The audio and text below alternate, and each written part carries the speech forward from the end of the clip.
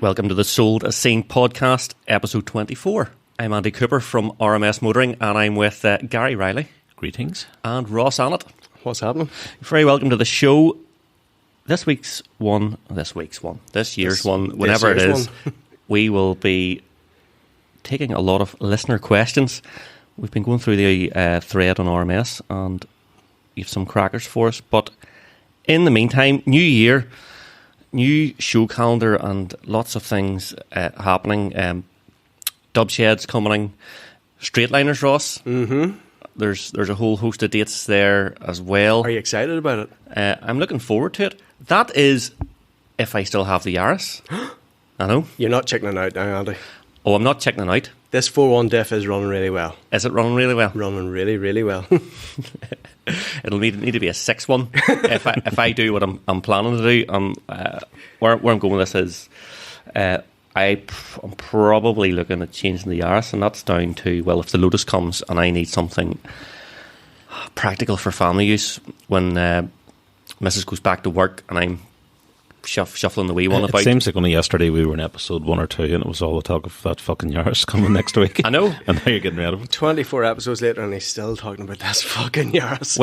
Well, and I tell you... You should advertise as that fucking Yaris. I tell you what it is as well that has maybe sealed its fate is the price of Teslas. And we've been talking about in RMS the fact that Tesla, if you've been living under a rock, Tesla a couple of weeks ago just suddenly decided to pull the rug out of their prices and dropped the rear-wheel drive Model Y from like 52 grand to 45 grand overnight.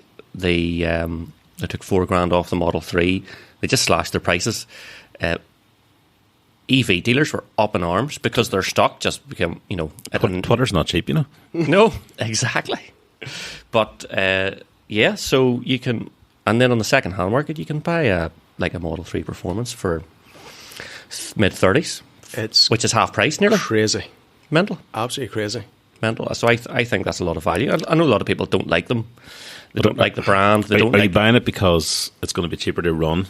Because I can't imagine, you're going to have as much fun in it as the Yaris. No, I 100% won't. But I'm if the Lotus arrives in the next couple of months, then I'm going to have it. First world problems. Mm-hmm. And the other thing they have to deal with is, and we've talked about this before, the joys of having PCP, and there's a balloon payment to deal with. So I have a balloon coming in the summer, and I'm like, right, the balloon's coming. What's his name? There's Emmy West. And so what do I do with the balloon payment?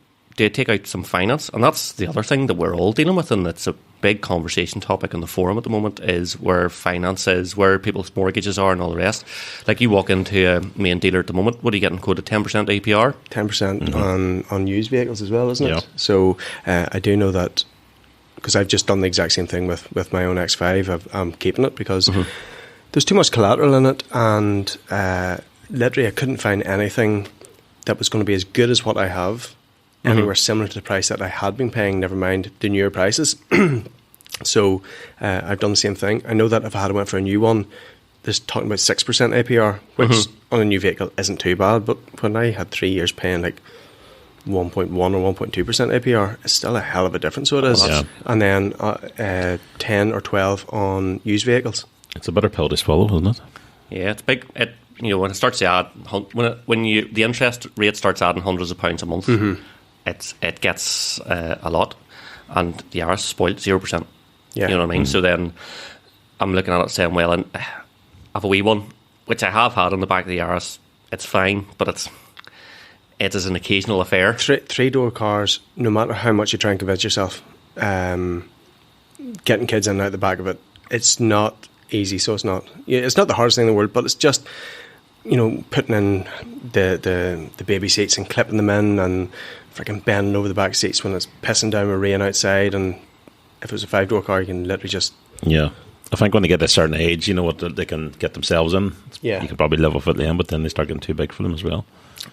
So I've thought about that as well. I was like, well, then I thought this is a good excuse for me to go electric myself. Mm-hmm. But I have thought about, well, what if I hate it?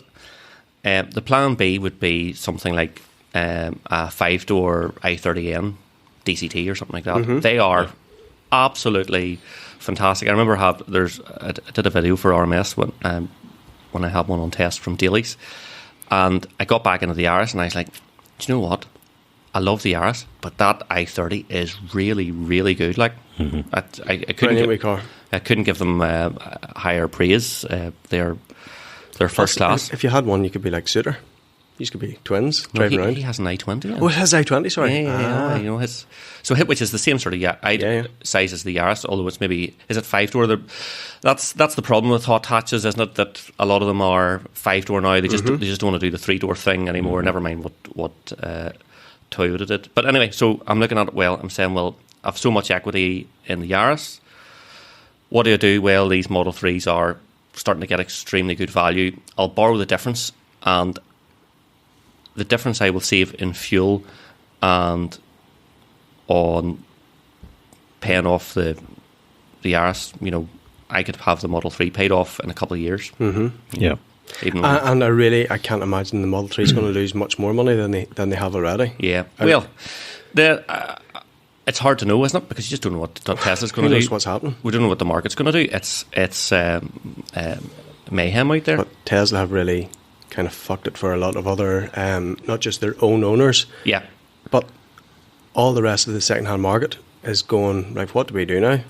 Well, I've been testing EVs, so I've joined, I'm on the EV owners group, or the EV6, Kia EV6 owners group on Facebook and stuff like that, Tesla owners and all the rest. And you read people saying, just cancelled an order from EV6. It's because it's 9 months away, and I can get a Model Y for less than the EV6. And, you know, that just pushes people over the edge. It's a strange scenario. Tesla are kind of in this unique instance where they're in their own bubble, almost, of influencing their own prices. And maybe the other manufacturers won't be affected at all. And the rest of the market will stay as it is, but Tesla's certainly have dropped massively. It reminds me almost of McLaren F1s. I remember when they came out, and they've been out for a couple of years, and someone was trying to advertise one, and McLaren bought it back because apparently they didn't like it ever going on the open market. So they always try to buy back the cars. Just to control the prices and the market for the cars. That's mad. Yeah. But similarly, what was interesting, what you said there was, you know, the Kia EV6 owner has now cancelled their order because they can get a Model Y. I think that kind of shows you a wee bit about some of the owners who literally, what it looks like, what colour, how it appears, anything doesn't matter. Shit, it literally is just down to the price for them. Yeah, well, especially if you are a company car buyer, you know, and it's just it's going through the books as a salary sacrifice. Yeah. So it's wheels and it's good value. So I'll just, and I can get it, and I can get it right now. Yeah, it's a no-brainer. Even though the rate will go up a little bit, it's still worth doing. You have an ID4 in order. How what sort of wait has that been? Well, we had one order and we're told it was going to be 14 months, and I was going to bring it in, I think, the end of next summer, something like that there, and then we got a cancellation on one slightly different colour but same spec otherwise, and that was due to be in April, but now being told that's been pushed back due to supply issues. Yeah, so it's looking like June or July at this stage. But so when Tesla dropped their prices, you could go on their website and they had stock, you could go and pick up a car next day. That's mad. You know, yeah. Where, but you know, I'm sure it's been sorted out already and discussed to death. But what's the situation if you were one of the last week Tesla buyers who had picked your new model and blah blah blah blah blah, and you put your down payment on? And I think those ones were all right because I think the down payments were only a few £100 with Tesla. Yeah. So worst comes to worst, you back out of it and reorder. But I think those people were looked after. I think it's the bitter pill to swallow if you just rolled out with your 52 grand's worth of rear-wheel drive Model Y on the Wednesday, and then on the Thursday, boom. Yeah. Which did happen. 100% did happen. And no one could have predicted it because the market is where you think the market is. I was round with, before we came down here, I was round with Pete, who has the Model 3 Performance, and he had the Plaid on order, and he just cancelled his order because, you know, as he's turned around and said, whatever equity he was going to have in his Model 3 Performance has literally just hemorrhaged out its ass. Vanished. Yeah. Evaporated. And you guys know me, you'll not be surprised that I want to try and take advantage of the situation. And why not? You know, it's there to be done. It's timing. You know, it's just the way it is. Can't be helped. And they're actually quite a good thing. You know, you're right with reading the Model 3 Performance I had on test. You know, it was impressive. It was pinning you to your seat. Yeah, I love them. A lot of people don't like them, I think they're completely. And you and I argued about the i4 versus the Tesla Model 3 Performance. Yep. 10 times out of 10, I would be in the Model 3 Performance. There's the only thing that, from a BMW owner myself, that would kind of convince me to move to the i4 is the familiarity of the kind of seating position, the controls, cockpit, the controls. Else, everything for a BMW driver, someone who's been in the 3 Series or 4 Series or 5 Series, are going to slide into an i4 very easily. But if they take a Tesla Model 3 Performance out, every single thing about it, for me, was better than what BMW had done with the i4. I'm always amazed on a technical level by what Teslas can do. You know, you see those videos of one on a racetrack against a Lamborghini. It's been tuned to the balls. And this plain-looking Tesla, you know, and a guy in a shirt and tie sitting inside, and it just rips up the track. But I don't know if you would have an emotional connection to one, but then at the same time, maybe that's not important, because the likes of you have a Lotus coming, you're going to take out in the weekends and stuff. Yeah. The Tesla's the daily driver, so it probably doesn't matter. Yeah, like emotional connection. I haven't been in one long enough to really answer it. It's something I'm curious about. And do you know what? Ever since I had thought of this idea, I am so much more connected with every single drive I do in the Yaris, because I think this is now time limited, and I really, really enjoy it. But I also realise a lot of the time in the Yaris I spend commuting. That again. See the time when me and Pete back to back the i4 versus his Model 3 Performance. The self-drive of the Tesla was leaps and bounds ahead of anything I've ever been in before, and that wasn't even like full-on self-drive. Like it's not what the Americans are used to. It was just, I thought it was fantastic. Right, enough about me and my... You can straight line it if you do get it before that there. Well, you see, that's the problem. So back to straight liners. So the bad news is... you might be expecting Yaris, and I roll up in a Model 3 Performance. And you'll smoke pretty much everything that's out there. Possibly. Yeah. Maybe an oil E46 might get its clocks cleaned. Do you know what I think it is? Do you remember, was it in the last podcast I said, if I beat Andy, I want control of RMS for a day. I went into the dungeon, I went into the secret places. I think he's that afraid that the M3 was going to beat him. he's literally selling the car now to buy a Tesla. You can have it for a day, because I've been spending the last week or so trying to fix the homepage and do a lot of work. But one of the sections I need to get together is the events section. So we were talking about a few things, but I'm just going to talk a bit more in detail. First of all, Ben 56 Oval on RMS was on about the drag racing. So Streetliners NI, the dates are out. Starting 26th of March at Bishop's Court. So that's the day. Yeah. That's the day. And so he's I'll doing be there anyway. 5 events. Like, what? Yeah. I tell you what a start. He's doing Bishop's Court, Kirkstone, Ballykelly, and Bishop's Court, and then Enniskillen, which I presume is St Angelo. I was chatting to him last week. I was working in Noma, and I had to speak to him about a couple of different things. And he's just so infectiously excited about it. I can't wait to see them, because something sounds nice. Oh, yeah. The work that he's putting in the background, him and the team working with him, it just sounds phenomenal. Yeah. So no, I can't wait to go, even as a spectator. I think with everything they're doing, speaking between Bishop's Court, with St Angelo's, with Kirkstone, that there. The setup they're going to have for spectators, it's very much spectator orientated. So yes. It's one to definitely not miss. Look, if they build these things like a family day out, this is why IDC or the drift events that they have down at Mondello, they make it a family day out. You get loads of entertainment. See if you're sitting at an event and it's like, right, you're sitting about for 20 minutes and nothing's happening. Shit. Especially if it's raining and stuff like that. Yeah. You just want constant action to watch the whole time. So see if they do an event like that. Family orientated, lots of stuff going on all the time, loads of stuff to see. Breaking your neck because you're just seeing stuff going up and up and up and up. Class. So shows that are happening. Track days are starting back up. So Kirkstone on this Sunday, it's the 5th of Feb. Starts back. Go trackskills.com, get yourself booked in. There's a Cars and Coffee on Sunday the 6th it is. There's a Cars and Coffee on this Sunday as well, down in Dundalk. Have you ever been to the Cars and Coffee Northeast? There's a few of my friends have been down to them. They always say it's good fun, because the quality of cars that are coming. Dundalk is very good because it's central, so they were telling me these guys come from Cavan, these guys come from further south. Yep. It's a really kind of nice, easy place. Like there's American cars, there's Lamborghinis out, there's all the high-end Ferraris. Yep. There's normally a good run over the border. Yep. Apparently. Good run down the M1, apparently. Allegedly. Other events that have been posted up recently, so JPC CNI are coming back to Belfast again, 30th of July, down in the Titanic Exhibition Centre. That's always a good show. There is the Supercar Weekend at Bishop's Court is back, so I know that we had spoken to the organisers of that last year, and then saying it was the last time they were running it, and it was being handed over, so at least it's running again this year over a weekend, 29th and 30th of July. It's fantastic. Did I ever mention that I drove a Ferrari that last year? No, I've never. Maybe once. Never dropped that into conversation before. The big one, obviously, is Dubshed. Yes. Look, it is. If you only go to one thing this year, 1st and 2nd of April, Icon Exhibition Centre out past Lisburn. Always brilliant.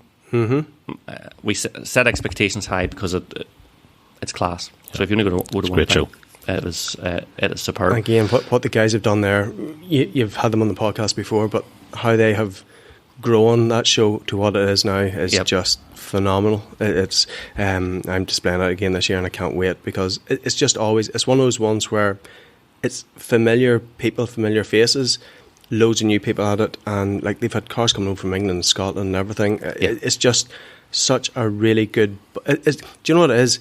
It's cars and coffee buzz on a large scale, and that's because those guys have just engineered that to be so good. Yes, the atmosphere is just on point. On point. Yep.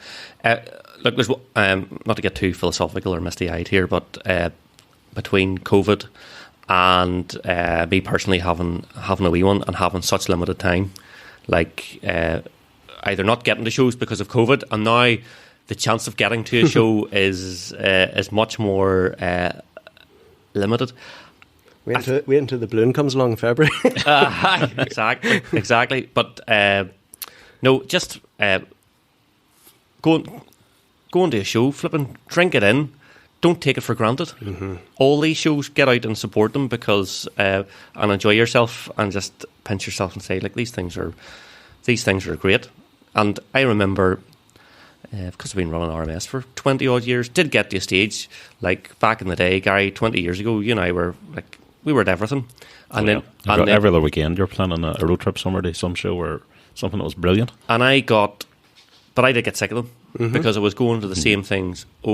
Seeing the same stuff and doing the same thing weekend in, weekend out, and then I started doing just what I wanted to do, and I wanted to do track days, and I wanted to do drifting and all that sort of stuff, which is fine because of other people in RMS who can cover stuff and all the rest, and just being back recently at some of the Cars and Coffee, the RMS Cars and Coffee, or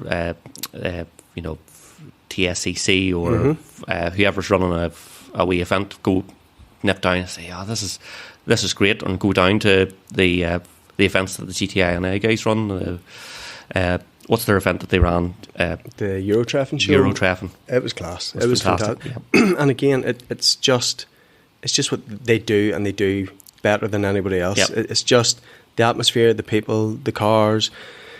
It's just as brilliant, so it is. And again, enough people don't smoke up their ass because they have their own podcast to do that. Enough to say about the Recoil podcast, the better. So there you go. Get out there and go to it. Enjoy the day out. Realise it's something special, and even the cars that are at these events. Right, we're talking about EVs. You go to these shows. It's full of fantastic ICE cars. We're talking about M3s and M4s, and we were talking about, before we started recording, the Alpha Figrulios that I four Figrulios, and stuff like that. Going out to see ICE stuff that 10-15 years time will be, you will, at a big classic status, yeah. Yeah, it'll be different. Yeah. Things will change. So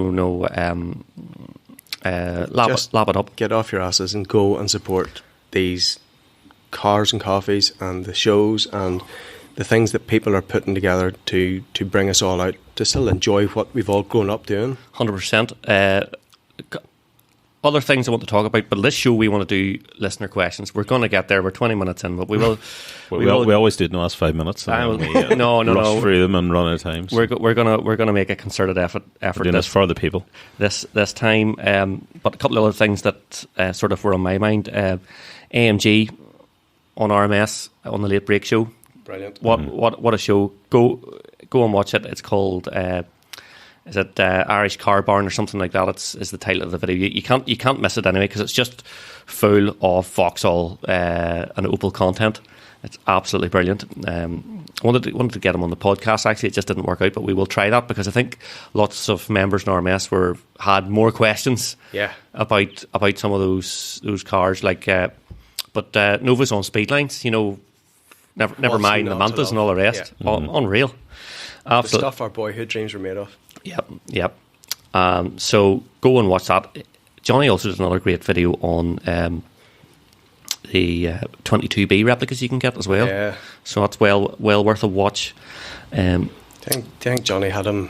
He heard you were coming on the RMS podcast, and Johnny kiboshed that for you. Oh yeah. The other things then. You didn't see Chris Harris ranting about not getting a GT4 RS. I did, yeah. No, why? He was an unhappy man. A lot of split opinions on that.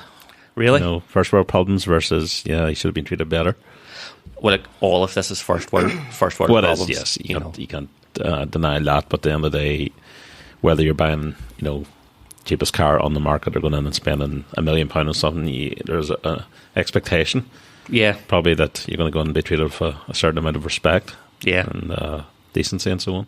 I am shocked that he didn't get a... Feels like, especially he's so well known, you'd think, anyone with a bit of common sense wouldn't shoot themselves in the foot by... Well, he's in first name terms with the head designer for GT Division in Porsche, and Andreas Pruniger, or whatever you call him, and yet he still can't get a car. And I don't think, I don't know Chris Harris, I've never met him obviously, but he doesn't come across like he's got airs and graces, not the Jeremy Clarkson style. He definitely doesn't.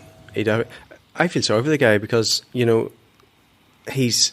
First and foremost, he's like a complete car enthusiast. He loves the cars.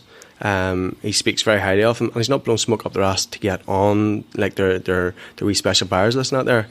I do think he was shafted, but it really goes to show how Porsche's whole attitude is. He doesn't matter who you are. Well, imagine Clarkson in there. There'd have been another fracas and a punch to the face, no doubt. Yeah, absolutely. Well, he's on thin ice, isn't he? Very thin ice. Yeah. Not for the first time, but yeah. So I thought that was interesting. The other news, of course, the terrible news of the passing of Ken Block, which was such a shock. Just absolutely cannot believe that he's no longer with us. So that was just mad news. Well, do you think all the crazy stuff he's done, and then it wasn't a car that got him in the end? It was a snowmobile or something. Yeah. He's kind of gone the way of, Colin McRae and Richard Burns and these other motoring icons who kind of poster kind of guys for motoring, and certainly I don't know. I know Ken Block, he did a bit of WRC and a bit of this and a bit of that, but I think, we've all watched his videos and everyone's just amazed by his ability, his talent and stuff he could do. Well, it's the fact that he only started doing this in his mid to late 30s after he sold DC and all the rest, and he had, he's not like one of these, lived on a farm in Wales and was doing the Y Rally when he was 15. He did it all later in life, and he did something totally different as well to make a name for himself. He set the bar. There's nothing that we can say that everybody else hasn't really said, but I think he's just a huge loss to car enthusiasts, throughout the world, for people because he just done something in a completely different way that revolutionised YouTube. Revolutionised car movies, and totally. Just he had fun of what he done. So the personal loss to his friends and family, but a huge loss to us, because look how often he's been replicated and copied. Yeah, imitation is the most sincere form of flattery. So he set a high bar, because you watch some videos now and you realise the amount of work it had to go into prep them. Before those videos, there was Climb Dance, and then there was like the BMW films, and there was bugger all else, and then there was Ken Block. And it was just, we just totally... Just one of them videos you stick on repeat. You watch it again just to see how they did it. There is a series on, if you want to know more about Ken, I haven't watched it yet, but it's called the Gymkhana Files on Prime. Brilliant. So take a look at that. Anyway, we'll do a few questions, or what's the crack, guys, with yourselves? I've just waffled for 25 minutes here. Sure. Bail me out. We're used to that, or your listeners are used to that as well. I know, but flip me. I would have switched off by now. Not much has happened with me. We spoke maybe 5 or 6 podcasts ago where I'd been doing the different things on... Yeah, so I think maybe, was it 4 or 5 podcasts ago where I'd been talking about... I'd been looking at different cars anyway, because I knew my lease was coming up in the X5. And really, 2 things happened. Number 1, I couldn't find a car this side, and again, we're talking about first world problems here, but I couldn't find a car this side of 100 grand that has given me the same kind of spec and everything else that I'm in. You can't see me in this podcast, but I am smiling. But that's more... rough for us, 100 grand. Yeah. Can't find anything. And that really is first world problems, but it's also a mark of where the car market has went. Yep. You know, the unrealistic inflation in car prices. I think that's part of it as well. Bavarian were busting their backside to get me into a new X5, and so my X550D, they don't make that engine anymore, so they were for moving me into a 50i. On paper, it gets similar miles to gallon, similar everything else. And a 50i, is that like an M5 engine, is it? Or what engine? Yeah, I think it's essentially the detuned one. It's still like 5,500 horsepower. 4.2 twin turbo, or whatever it is, yeah. The whole shebang on it.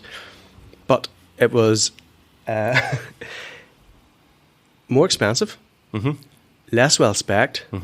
They were very kindly going to pay off my balloon at the end of it, and the 20-odd grand of collateral I have on my X5. They're going to take that off me straight away. Not have to take any down payment off me for my new X5, but yet my monthly was going to go up. And I was like, on what planet does that make sense? So as a good friend would say, what's the retail on one of those? So the retail on the X5 that they had sitting in stock, the petrol one, was £103,000. For, oh my God. But if you think that's bad, do you remember again so they said, so I said to them, guys, I'm not interested in that there. Then they said, could we interest you in one of our new fantastic 600 horsepower iXs, the fucking ugliest car that I have ever seen. There's nothing would get me on one of those there. £117,000 for the cheapest one that they had for the iX M60, blah, blah, whatever the hell it was. Ugly. Unreal. Fucking pure ugly. So I said the long story very short was Porsche was really, really taken with the Taycan. Loved it. Taken with the Taycan. But the 18 to 20 month waiting list, plus the price as well. And do you know something? It was just, I looked at all the kind of options I had, looked at what I have already, and decided, do you know something? I'm keeping the 50D because there's 20,000 miles on it in 3 years. Yeah. It's 400 odd brake horsepower. It's everything I've ever... I've had some nice cars. It literally ticks all the boxes. I've had nice cars before, but this one, by a long shot, does everything I wanted to do and more. So, yeah, I've kept it. Happy days. So, have that there, and that old yellow M3 was MOT'd in preparation for straight liners. Excellent. But apart from that there... You could go down the Tesla route. Or maybe not. As a weary say. I really, really do like the Teslas, but, you know, I'm not going to get a Tesla for cheaper than what I have now. My payment has went way, way down on the X5. Hardly. Yeah, so it just couldn't be beaten. Gary, what about yourself?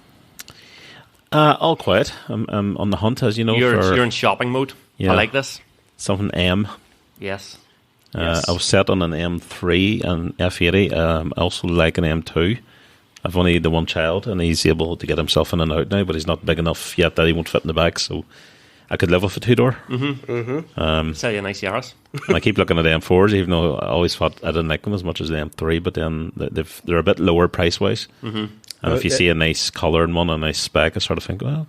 Is this the last model M3, not the one with the big snout? Oh, no. I do like them, but I'm not that rich yet.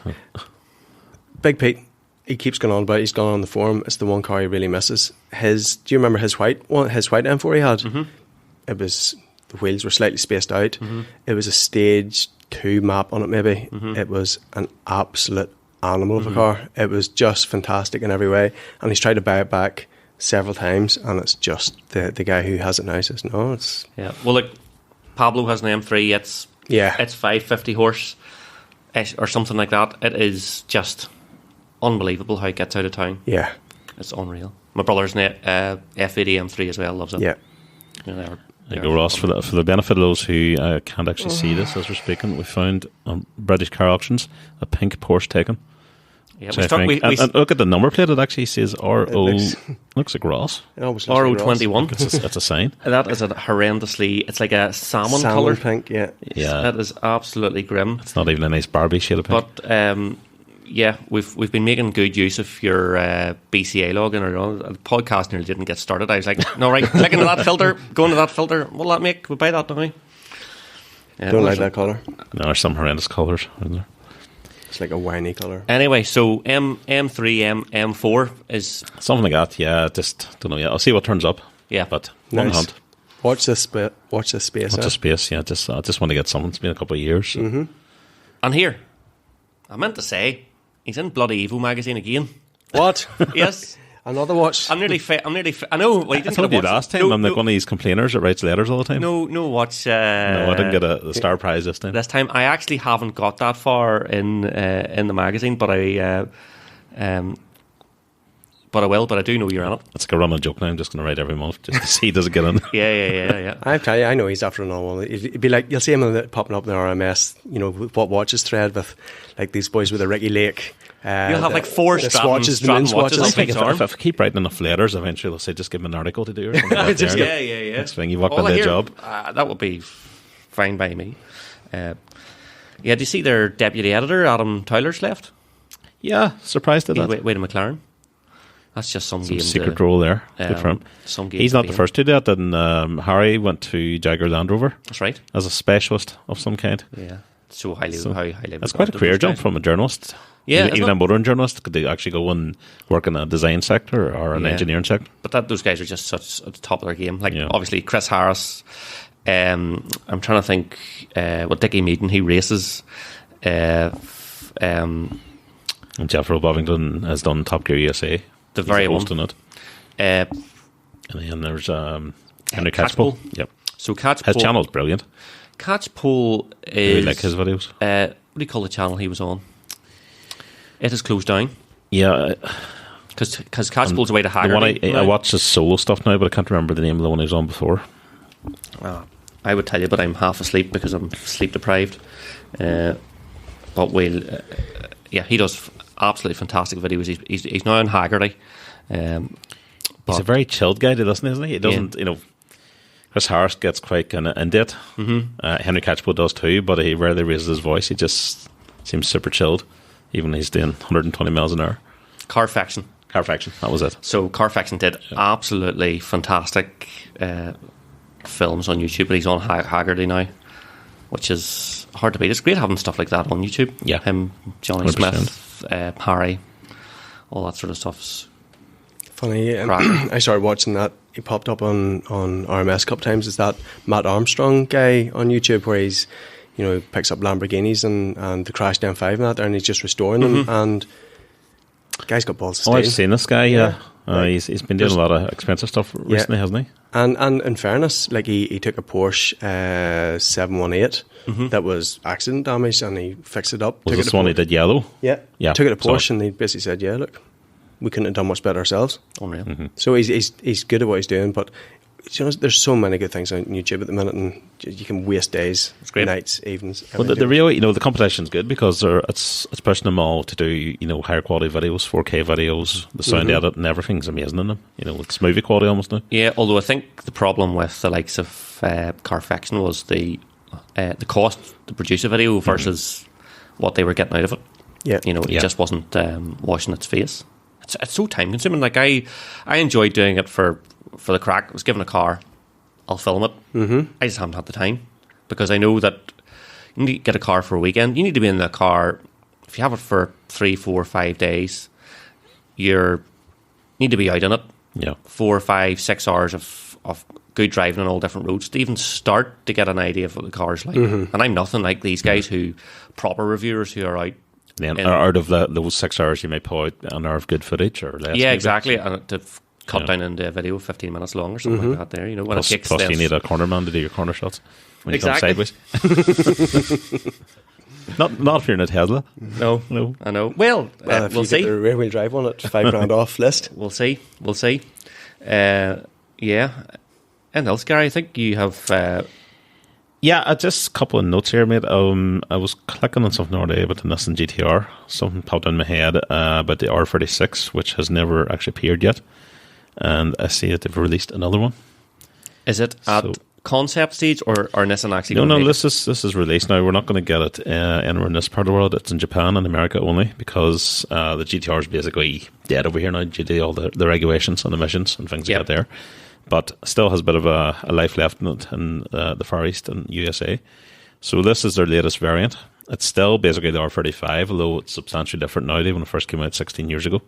So I actually saw this photo and I thought this was a tuner house or a modified version or something like that there, but this is actually the production version. We'll post it in the show notes, but to me it just looks like an R35 with a nice kit on it. Yeah, more changes to the engine. There's a base model and an Nismo model, and the Nismo I think has the highest power. It's 582 horsepower. And there's chassis changes and aero changes and a few other things, but it's kind of hard to believe they've actually milked it for 16 years now. That VG38 DET twin turbo engine is just... well, do you know what? It's just like what BMW have done, not over as long a period, but the M3 and M4, the G series generation... Yeah. It's the same engines. Okay, they put four-wheel drive in, but it's pretty much the same package. Yeah. But unfortunately, that means the same with the Nissan as well, is they know that the future of these cars is unfortunately dead. So they just have to roll out the greatest hits with wee tweaks and all the rest. Honda the same with the Civic Type R. They've done it. You know, the new Type R, I think, has basically the same engine as last, but the GTR is actually it's the same model for 16 years, which is astonishing. It is. But the fact that it's still even competitive, like that car now, I've read a couple of reviews and they've had it out against Porsches, and they're saying like against the GT3 and the GT2, it's every bit as quick and all this here. It's amazing to think back in 2008 how far ahead of its time it actually was. Yeah. Let's. Do you know what? They're a great feat. But I suppose I've never been drawn to own one. Yeah. Which is a weird thing to say, even though I admire them. But I'm not putting my money in behind... And I don't know what it is. I think it's maybe a timing thing. I think if I had the money to buy one when they were nearly new, maybe, but... They were relative... Didn't they come out at about 55 grand or 50 grand? And then they put the price up. But they priced them down just to kind of get a foot into the market. Yeah. It's one of the... remember, on one of the previous podcasts, we spoke about kind of regrets in motor and that there. My two regrets was, one, I didn't buy an RX-7 and bought an MR2 instead of it. And my other one was in 2010 when I went for my first Range Rover Sport, it was at £50,000. Or R35 was just out then, and I could have bought one of them at £50,000, and I didn't, and I should have. Just when you mentioned RX-7, Ross, there was one in collecting cars I saw today. Nope, must be gone. Gone already? Yeah, I definitely saw it. It was a silver one. But yeah, again, 2010, they were 50 grand, and what a car they would have been then. Warren, he didn't rate his at all. Really? No. Do you remember? Yeah, I remember that. He spoke in the podcast where he really didn't like it. He said he was trying to compare it to the R8, and he says the R8 in every single way was better than it. And they were two very different cars anyway. Which I'm surprised. I've driven an R8. I drove a V10 Plus, and I thought it sounded fantastic, but it was so accessible and easy to drive and familiar and all the rest. It maybe just was lacking a bit of drama. But that shows you how different cars appeal to different people in different ways. You know, I've driven a GTR many times and absolutely loved it. Yeah. And I know loads of people who've done that, but also, like, Mr. Mercer's not the first one. They'll know on the forum to say he's been a GTR or owned a GTR and not been a fan of it. Yeah. So I think they can be kind of a bit Marmite. I think they're just one of those cars that do everything so well and so linear and so easy that maybe just like a wee bit of Yaris driving experience. Yeah. Crack. Here, people, there are plenty of detractors for the Yaris too, saying it's too sensible and safe because that's such a planted car. It's pissing with rain outside, and you can give it all the gears coming down here tonight, and it's just going nowhere. It's just fantastic. The only other thing I have here that kind of piqued my interest. I just saw this and I was reading about it and I thought, I wonder is this going to set some kind of a precedent? Norwegian ferry operator. Let's see if I can get this name right. Havila Keistruten, I think. Keistruten. First ferry operator, I think in the world to ban electric, hybrid, and hydrogen vehicles from its fleet. And this is because of health and safety. They can't control a fire if it bursts out from an electric vehicle or a hydrogen vehicle. That's so surprising because the Nordic countries are massive. They're massive in the EVs. Yeah. And buying a petrol car, is it like buying an RS6 in one of those countries is like double the price. So, it's like 200 grand, because of the levies they put on them. Whereas if you buy an EV, there's huge incentives and grants and all that sort of carry on. So okay, they're not going to have a lot of cars in their ferries at all then. No, but apparently this stems from there was an incident last year. If you recall, there was a ship called the Felicitas cargo ship, and it sunk off the coast of Portugal. 4,000 vehicles on board. A large number of them were EVs, and I think before it sunk, it was on fire, and they couldn't go near it because it wasn't basically an electrical fire. The electrolytes and the batteries burn totally differently, and they just had to wait and let it sink. So it's massive cost. Never mind the health and safety risk the people that are on board. Yeah, but if they do it, it'll be interesting to see if other ferry operators do or don't, and if they don't, is that because they think the safety isn't as important as this crowd do, or do they have ways and means of controlling fires if they break out? But I wouldn't be surprised if they follow suit. Right, I think let's move on to some members' questions. That's why yours are all here. Well, I don't actually know why anyone's here, but sure. Keep blagging. Rigger on the forum asks a couple of questions here. So he asked one there last week around a similar sort of line regarding mods. So which cars would you not modify? And then the other question he asked about is where's the line drawn regarding modifications before your pride and joy end up on the sniff thread? So first, let's take what would we not modify? I find that very difficult. Fiat Multipla, waste of time. There you go. Answered.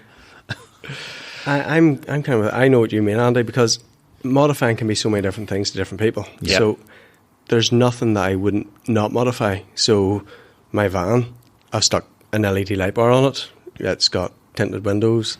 It came with wheels and that on it. My X5, it's got a body kit on it. My M3, I've done loads of subtle modifications. And what about cars that wouldn't end up in the sniff thread? Shots fired. Do you know something? There's nothing I would have that I don't think I would modify in some way. Yeah. Like a prime example of that is the likes of the 360 Stradale thread in RMS. Wow. And that's people say, right, I'm going to go and buy a early 2000s Fezza here, and well, surely you're just going to leave it absolutely as it came out of the factory. No, just I'm going to pull the head from the headline into the footwell is coming out of this thing, and that's incredible. I think that's why we're on our It has to be applauded. Like, wow. 100%. I think anything is fair game, to be honest, and the purists who get annoyed when you modify some kind of halo car actually annoy the wife out of me, because I think if you paid 50, 100, 200, 500 grand for a car, you can do whatever the fuck you want with it, basically. Yeah. And you don't owe anything to any kind of automotive community, not to touch that car. But generally speaking, at the same time, I think if I had a 22B or an NSX or something really specialist that's probably at the top of its game, I couldn't improve it. Yeah. So I would just leave it alone. Like we it would have to be unique, We're not buying stuff from Bonham's auctions here to put away in a bubble at £2 million. So we love driving stuff. Yeah. So like we're talking about M4s, which I'm looking at. I'm also looking at Spacer Spring stuff like that there straight away before I even buy one. Yeah. Thinking you could do a little bit with it. Yeah. They have it the way you want it. Yeah, exactly. Yeah, and that's what we all like. We all modify things in our own way. So, as Gary says, if you have some sort of like unicorn car, you can understand not doing it. But on the flip side of that, there, like John Payton, look at that Porsche that he has that had the Porsche purists fucking shitting themselves. That's a great example. Because he had split wheels on it, air ride suspension. I was just like, yeah, it's my car. I'll do what I want. There's plenty of unmodified ones out there for people like that. Yeah, yeah. For the beards. So, which cars would you not modify? We're really struggling with that question, but maybe a big land boat of a Jaguar with a big, huge petrol engine. So let Well, I'm going to say NSXR. I would never touch one of them. I think that cannot be perfected. But what if it didn't have Bluetooth and you got caught on the phone on it one day? What if your granny had balls? Then she would VTEC the $9,000. She would be your granddad. So, yeah, well, let's flip that the other way then. So, where's the line drawn? Ross, clearly there's no line. You haven't found it yet? I put up a post in RMS. I was in Manchester a couple of weeks ago and I got a good photograph of Rigger in his car in the car park. It was this old dude, and I swear, like, I had took my wee fella over to the football, and we were coming back, and in like a random car park, as we're walking to the tram before heading up, there was this maroon Jaguar, and you could hear it before you saw it. Mm-hmm. And then there's this big fucking huge wing on it, and stripes up the doors, and the flames on it, and carbon fibre stuck everywhere, and chrome vents, and it was a sniff thread one. But I just took the piss, said, look, it was nice meeting you, Rigger, and a lot of the guys in the forum thankfully took the joke on it.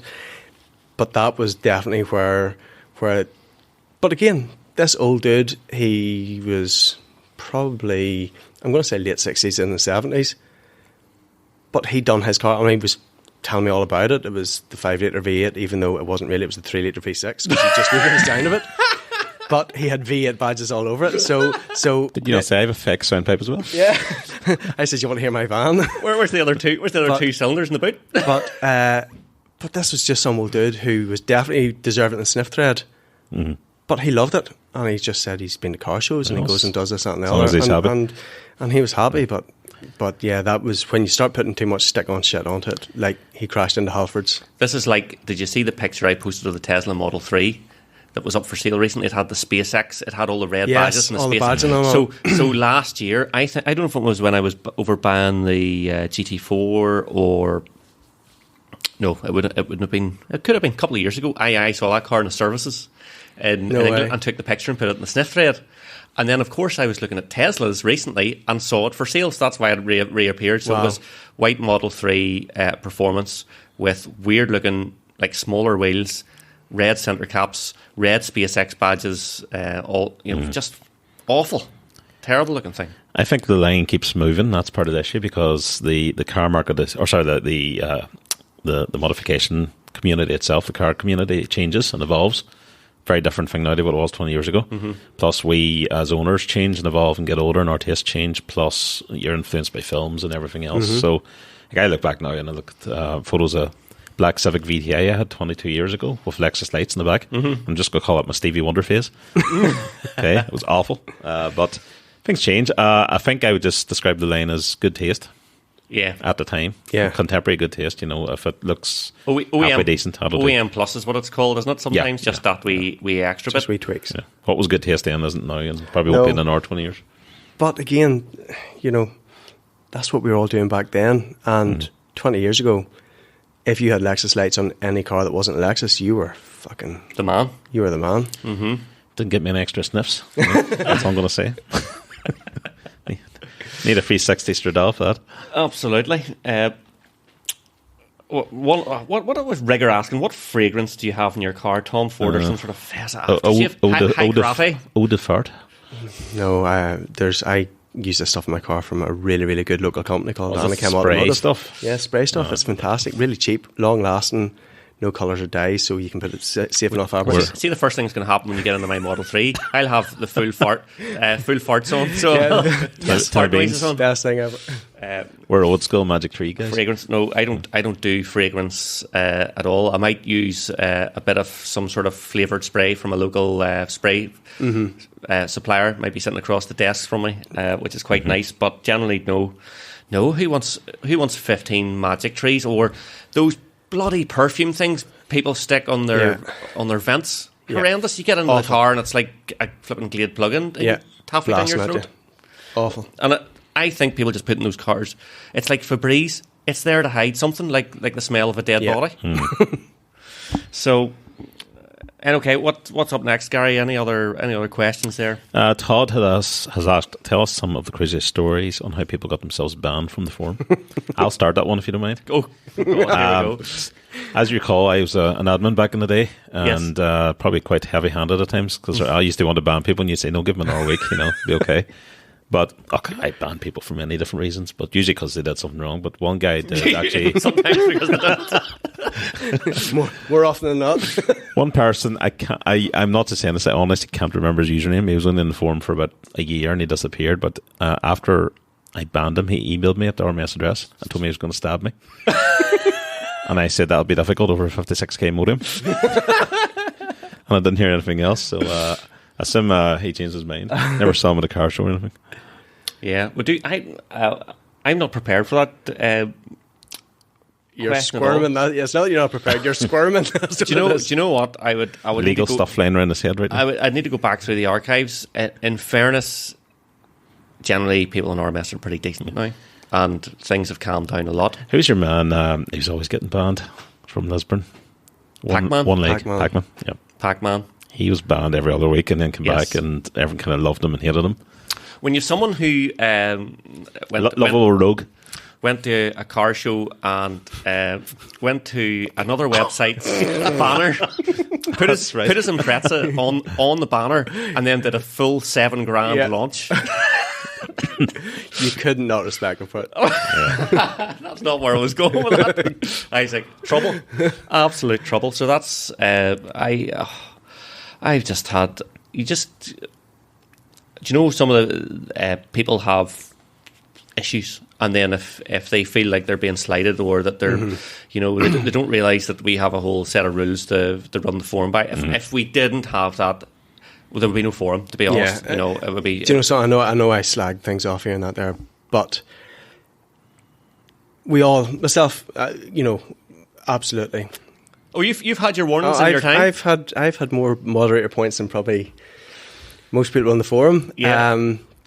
There are times when you just have to rein your neck in. Yeah. There's other times when you get your heckles up. You get this, that, and the other over stupid shit that shouldn't annoy you, over fucking dipshits who really have very little impact in your life, but you've allowed them to grate your bones for one reason or another. Yep. And if you think you got the chance of getting one up on them, as I did recently, I'm not even going to talk about it, but I got a text message from you going, for fuck's sake, Ross, yep, have to moderate this here.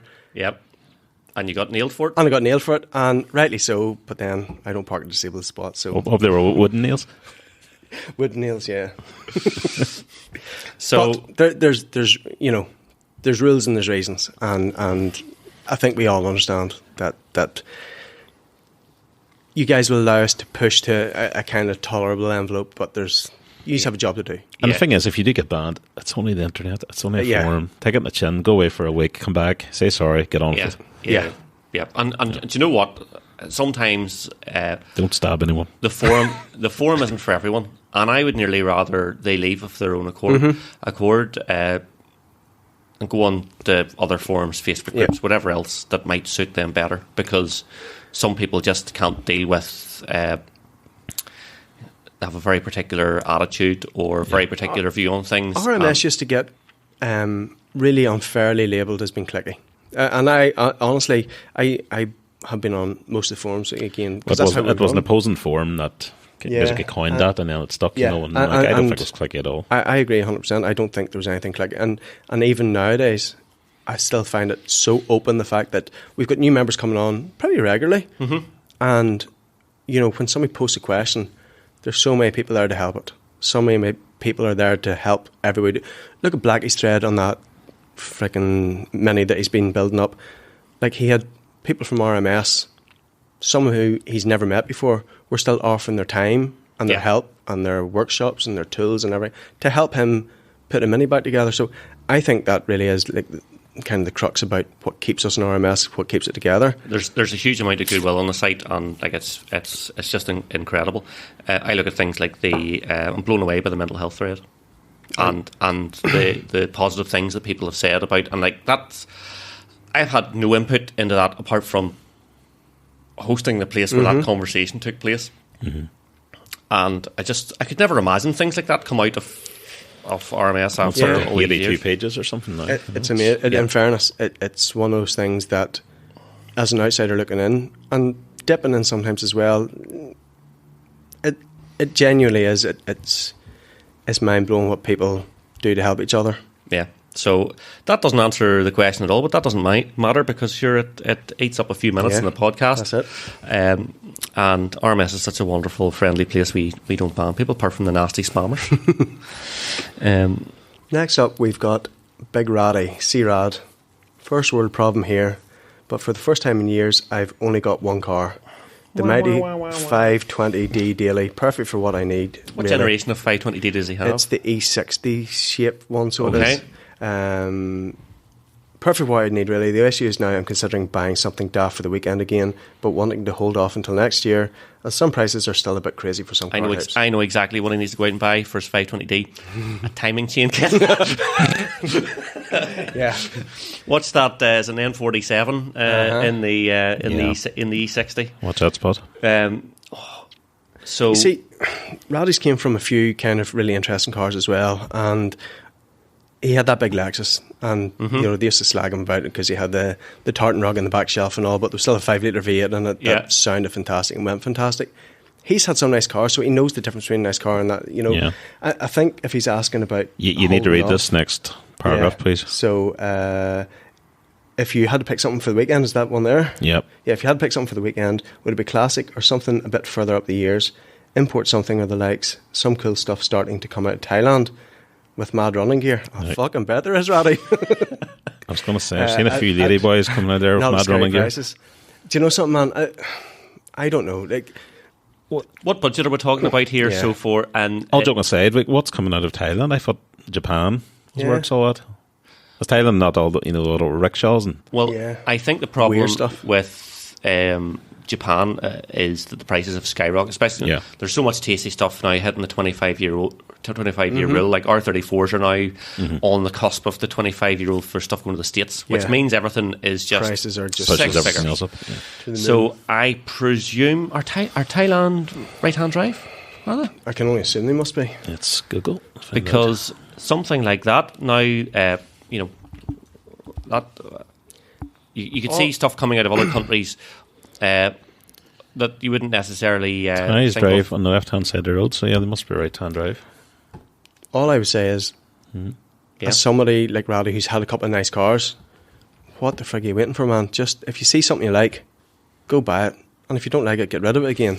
Like, the Lexus shifted reasonably quick. Maybe not as quick as he would have liked to have done, but... There you go. I stand corrected wow, and okay. enlightened. I've just gone in the Google Images and typed in Thailand modified cars. And that's actually, there's some cool stuff up here. There's some very This custom shop in Thailand will turn your Toyota into $1 million supercar for $26,000.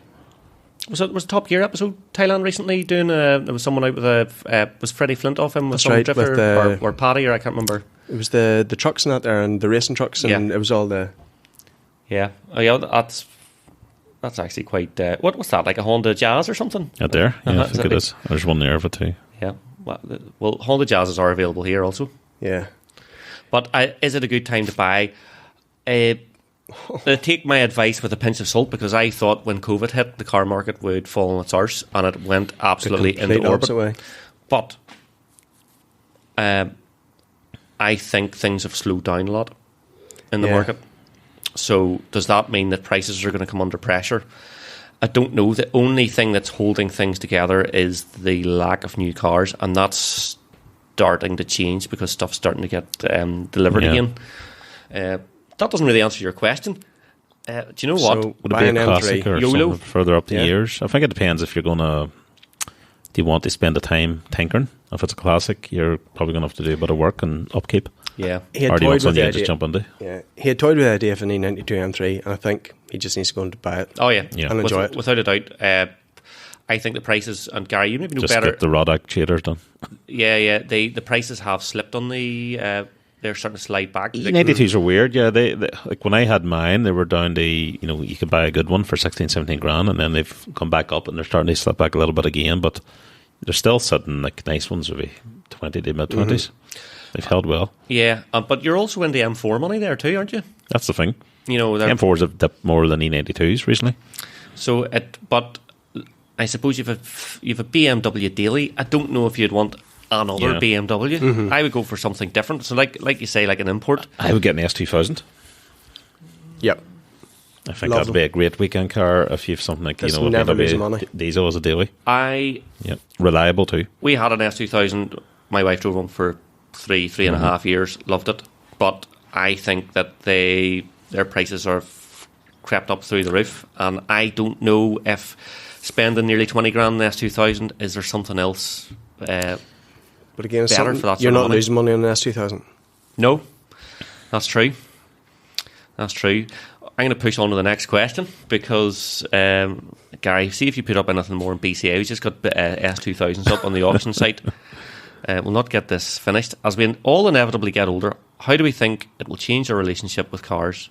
Will we still be able to enjoy them in the same capacity, or will they be sentenced to a lifetime of becoming relics of the past whilst technology pushes forward? I don't know. See, at the moment, it's a good question. New car is a great question. There are some brilliant new cars coming out. The price I have a massive problem with. Mm-hmm. You know, like you can't. You're going to buy a Mark 8 Golf R, which have been pretty much panned, but 48 grand. Yeah, 50 grand Golfs. RS3, 50 odd grand.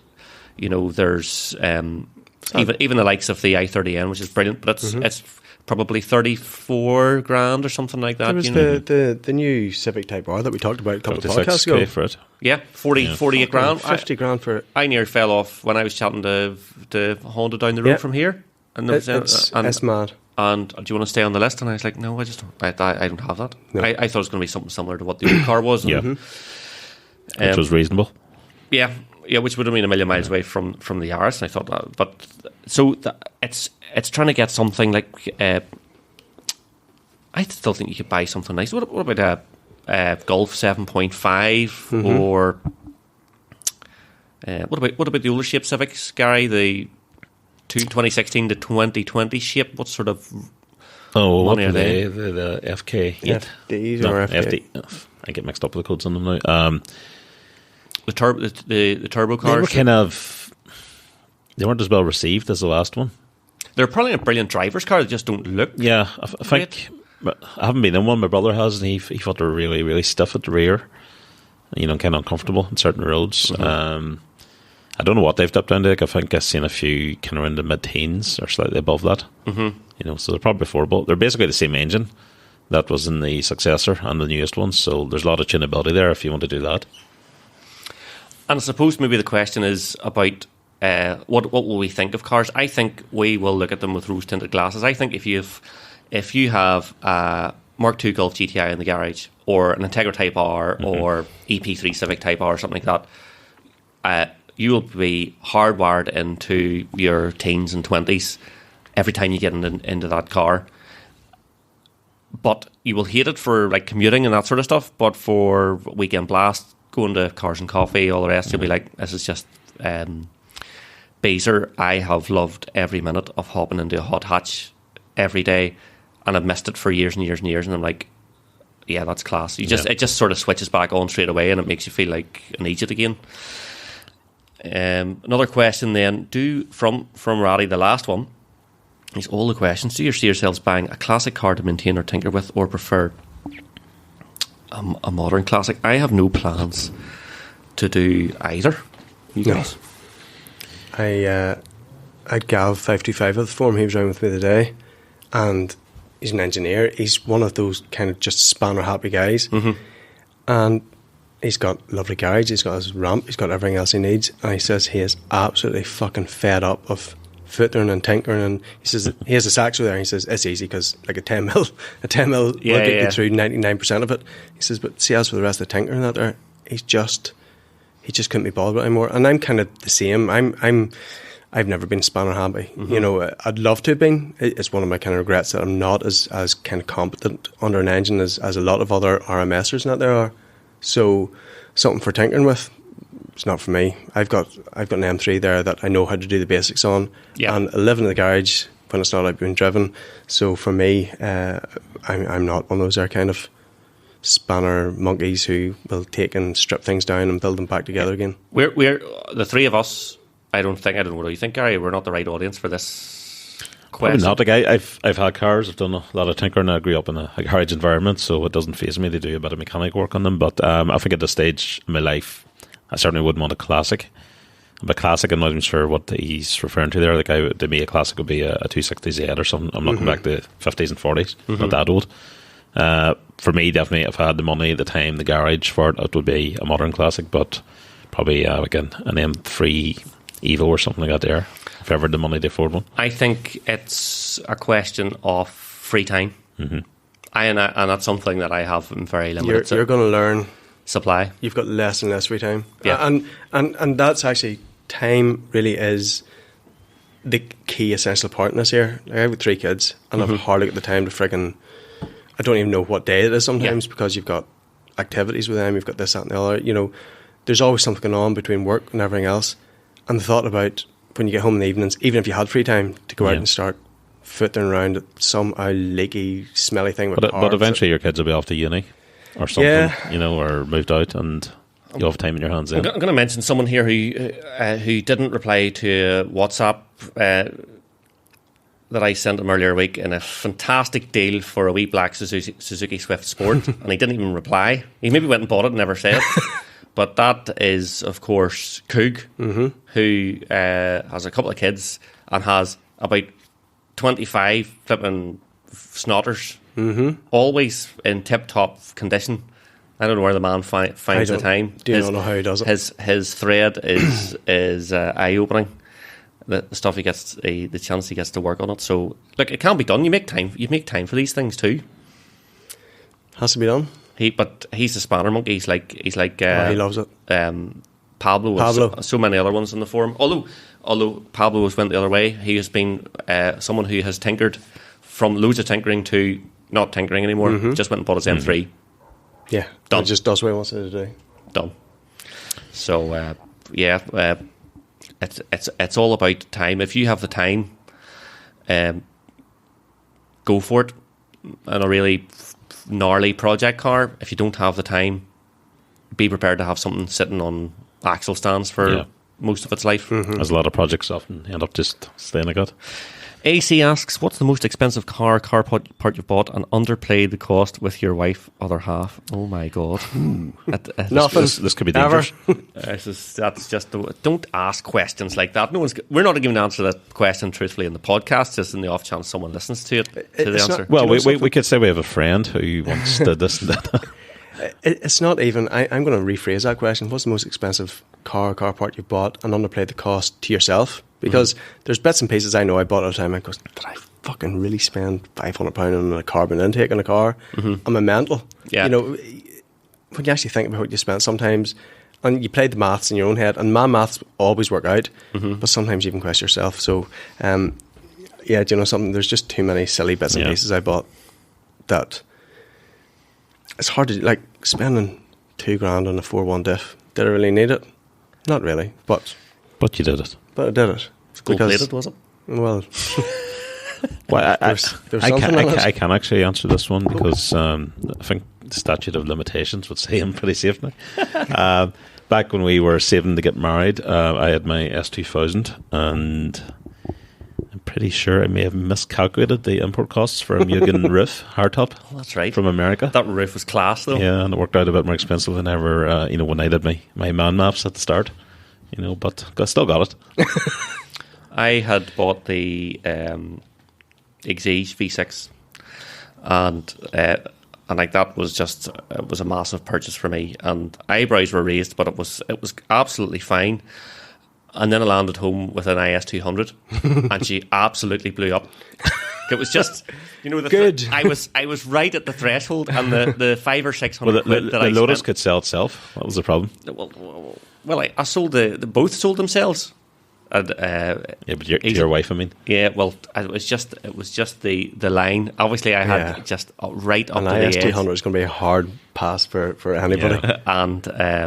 And so it wasn't expensive, but it was just the straw that broke the camel's back and flipped me that that wasn't good.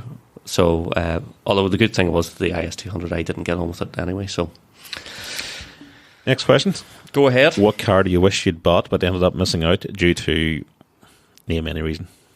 Well, I've already gurned about the GR86, haven't I? And I'm the same. I've gurned about an RX-7 because I bought an MR2 instead of it. Mustang, probably when they first came out, probably in 2015. The current right-hand drive one? Yeah, when they first came out, when they were 28, 29 grand, probably should have bought one of those. I probably felt at the time like I couldn't afford it, but I'm sure look at the price. But in the days of 0% finance, I know you could afford everything. I know. I went looking for an EK9 years ago, and me and you actually went and looked at a few, or looked at one somewhere, but I remember I actually did find a really nice one, and then I sort of took that, I'll have a think about it over the weekend stance, and it was gone. And I should have bought it because it was low miles and been a really, really nice one to keep. I'm trying to think what else has come out. I don't know. It's one of those things, isn't it? You sort of, if you don't get something, you're like, frig it wasn't for me anyway. You know, you tell yourself a wee story and you flip and dust yourself down and move on. There's probably plenty of stuff, car mishap stories as well. So that's on it. Could be here all night. That's a whole story by itself. Yeah, crash, caught speeding, flip me. Yeah, no, that's probably one I think about. All of the above. Yeah. We'll come back to that maybe. Maybe we could have an actual show just on car mishaps. On car mishaps. Yeah, I can think of 5 off the top of my head, major ones. You know, so I'm sure we could fill a show between us. Yeah, right. That's one to come back to. Yeah, that is one to come back to. We'll just keep that one, and we need to do it. We'll need to plan ourselves for that one. Highlight that in red, so don't forget. Yeah. When will Rocco Lad be awarded? Oh, hang on, we missed one, did we? Oh, beg your pardon, so we did. If money was no object, what would you do with your life, and what would be your daily driver? Right. So here's an interesting one. Thought on that is that we talked about YouTube and Carfection, actually going to the wall and stuff like that, and those sorts of endeavours. Especially here from Northern Ireland, but even being from the UK and Ireland, it's very difficult to get good views to make a living off this type of thing. I'd never really seen myself as a Henry Catchpole or a Chris Harris or something like that. But if it didn't really matter, I would just maybe do it for the crack, which there's plenty of people on YouTube do that because there's no money to be made. Yeah. You know, there's people just out there burning cash. So if I probably end up with millions of pounds tomorrow and I didn't work, I'd be like, well, I could just dick about with RMS all day and I could go and make some videos and who knows? I don't know what else. What about you guys? Money was no object. What would be your daily driver for that? You just have everything. If you had loads of money, you just buy the world. If money was no object, what would I do in my life? I would travel. I would be like Conor McGregor, would jump in my private jet and would fly with my family just around different places, experiencing life and car culture and people and holidays and do everything and drive whatever I wanted. Yeah.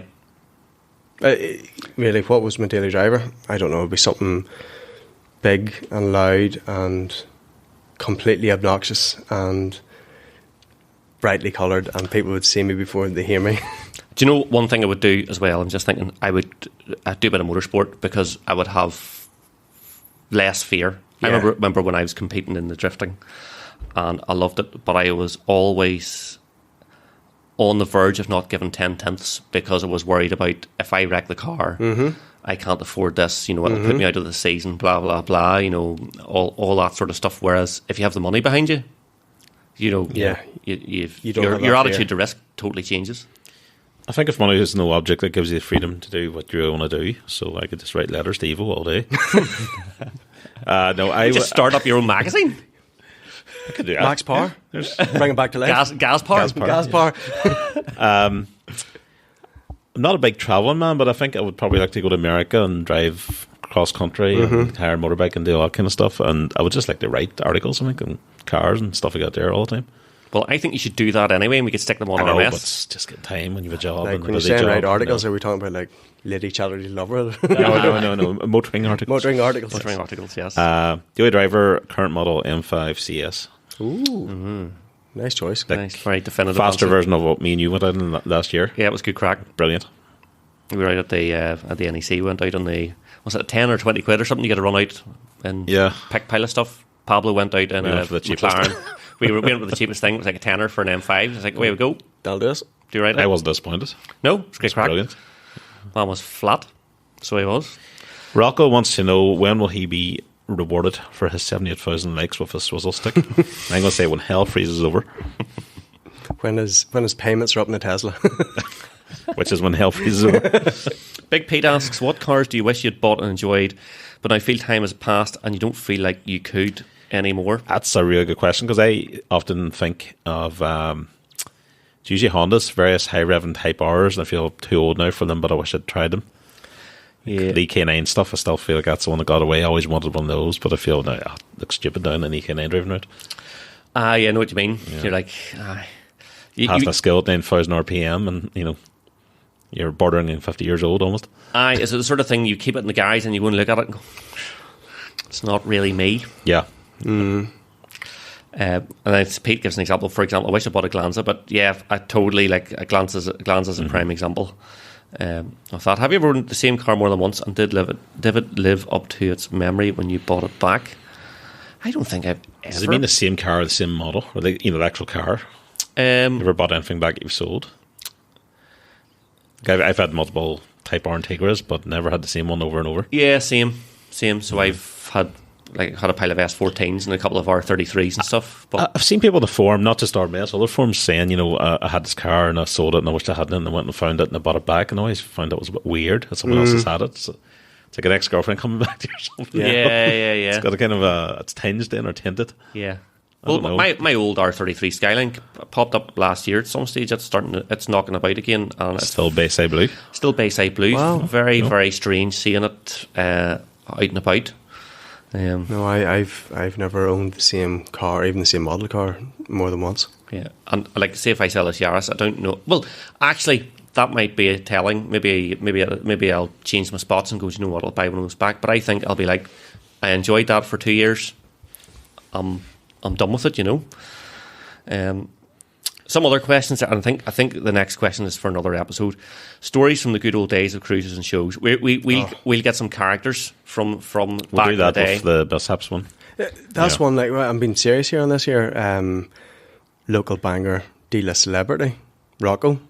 Yep. Who has more stories than anybody than what he used to do. There's loads, like all the cruises. Maybe the steer from the rear guys. Those sorts of police boys. landing at cruises and everyone, run off in different directions and all kind of stuff, and fights Genuinely, and different things. They were the glory days, and it's not just rose tinted glasses looking back, because like I can remember this is a whole nother topic we could put a show in, but the Max Power cruises when they came over here were just nonsense. They were mental. The stuff of legends. What car has surprised you the most for speed, either as a driver, passenger, or play along the A8 type scenario? Well, I don't know any fast A8s. There's a lot of S8 owners just absolutely screaming at their at their phone. Surprised for speed. I'll tell you one. When Pablo supercharged his VX 220, I've never been in a car that changed so much. Wow. Yeah, that was really impressive. My first run in an R35 GTR was actually in probably 2008, 2009, but with launch control and everything, it just felt like this has really moved the game along. I've been in a lot of M cars and, older model Skylines, but none of them ever launched like this thing. Mm-hmm. Yeah, I think for me, even though I knew it was going to be fast, was Warren's first white McLaren. Again, I've been in fast cars, been in loads of fast cars, but just how that done it and continue to do it at speeds you weren't expecting it. So that was, it was surprised that I knew was going to happen, but it still surprised me just how brutally quick it was. I felt exactly the same in the SF90. Yeah. I knew 1,000 horsepower. It sounds like a lot, but it's like it could mean anything. It's just an arbitrary number, and then you drive it and just blown away. It's. Okay, we're on to 75 here, and best or most memorable quotes or things you read on the forum that's had you in stitches. Look, the forum still gets me through the day. I don't know about you, but it's always good reading, and there's always lively banter without taking it too far. One of the best ones was George cutting an alloy wheel off his car with a grinder just because he couldn't get the wheel nuts off. Was just like, I don't know, you flipping can dine out in that for days, and people still make reference to it. You know, it's just absolutely it almost became mental. a term, or you can coin you George something. Yeah, absolutely, Georged it. Yeah. Rest in peace, George. We must add he's gone now. Yeah, I know. But yeah, that was a great thread. Absolutely. And then a similar vein, another guy who took a grinder to his car when he probably shouldn't have. The MCL and the famous E36 green machine from years back, when every modifying thing he did seemed to involve taking a grinder to it. And do you know? Do you know what I love too? You know, that these people probably knew that they were going to get a hard time around, but they just did it to keep in. Caution to the wind. Yeah, throw caution to the wind, and no, we applaud effort. Maybe not success, but effort. Yeah, like there's great quotes in the daily occurrence. I think we need to get some members on to talk that up. Cars you've owned or driven that far exceeded your expectations and surprised you in some way. So I think that was similar to the previous question about what surprised you most for speed. Well, here, the car you're looking at, see those S55 engine cars, the M3, M4. Yeah. Those cars are so torquey. Yeah, They like the power they have. Once you hit 3,000 RPM, they are gone. yeah. You know, they're so That's drivable. Good engine. I think every car I've wanted to own, I wanted to own it because well reviewed, well rated. So you always go in with certain expectations of it. The Focus RS Mark 1 is one car I keep thinking back to. I absolutely loved how it drove. Really? And I remember when they came out, and as hot hatches go, I think there were probably a lot of hot hatches with over 200 horsepower at that time, and all the reviews were saying all their torque theory and all this here, and you have to fight for it. Now, I drove one, it was absolutely fine. I didn't see an issue, but just the way it handled, and so kind of sharp, the precision and the steering and everything. I thought they were really, really good. Well, like the Model 3 Performance is a surprising car. It's a one-trick pony, maybe, but it's, if you haven't been in an EV and you just want your eyes opened, just set one of those. Yeah. Cars you hate that everyone else seems to love. I have a perfect answer for this. Mark III Golf VR6.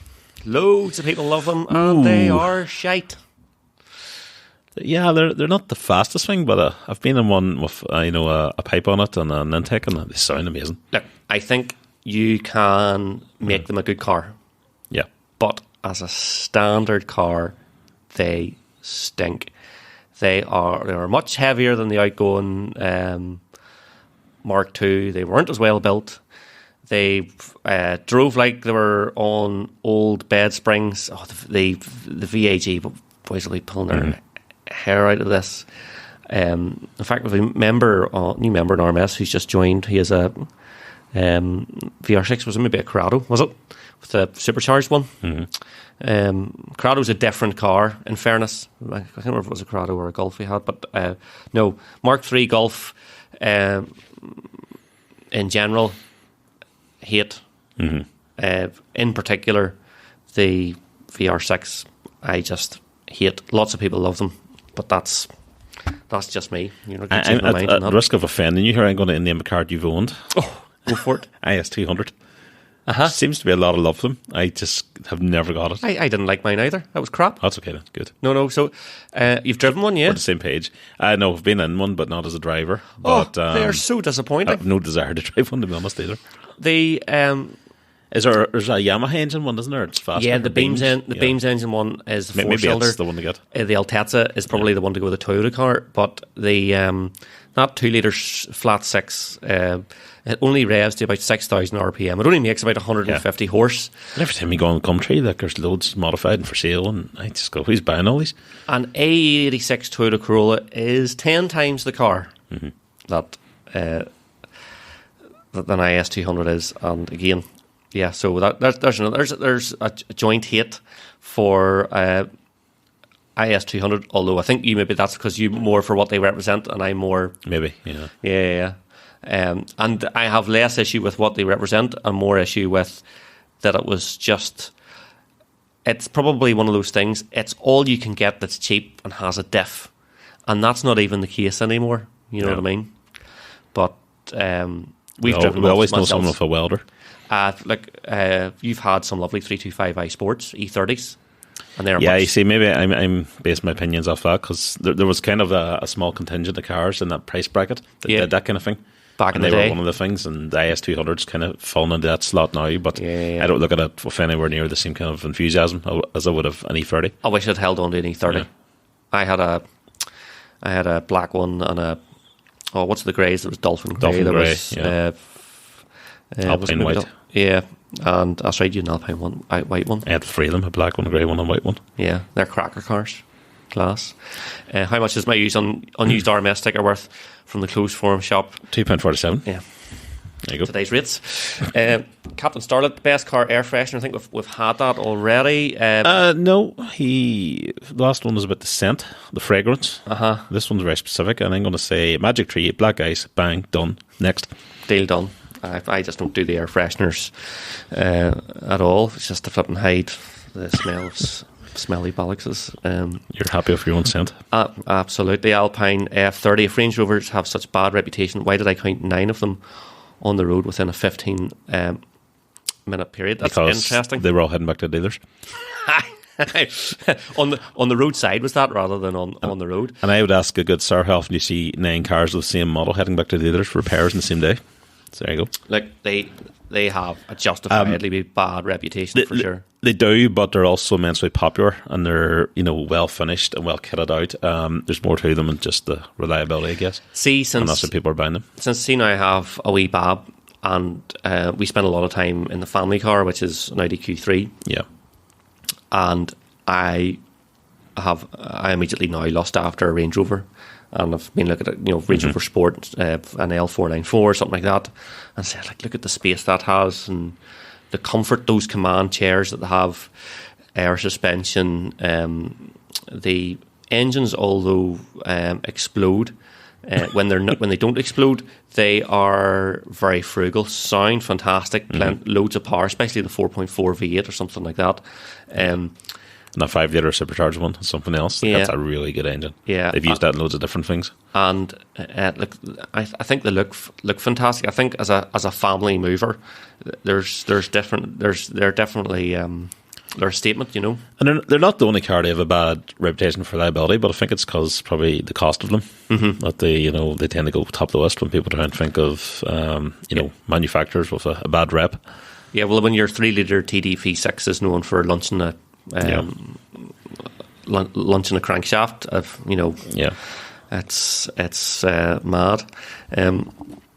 I think the next question we've maybe covered as well, but you have a budget of $500,000. Go mad on a supercar or fill a shed full of working class heroes. I think I would, as I would normally do, try and re-engineer the question and probably go a bit in the middle. Yeah, I think I would go for something big and then some working class heroes rather than all, or I would try and have my cake and eat it. So maybe like I've always fancied a Mac, even though speaking of cars with poor reputation, but maybe a 570S or 600 LT or something like that.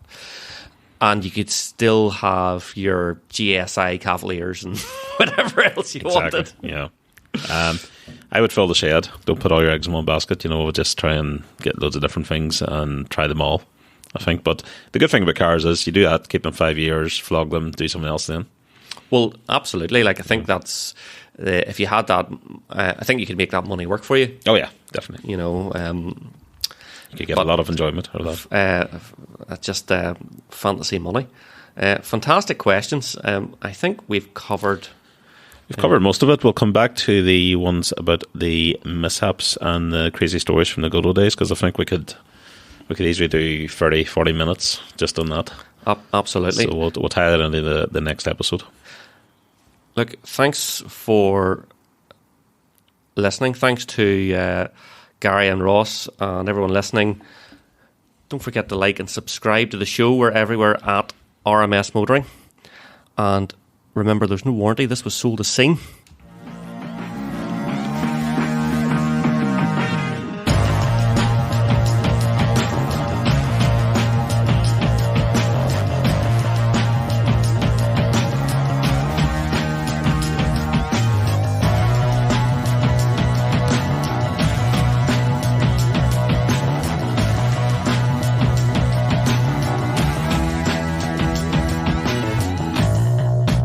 try get BCA back up there.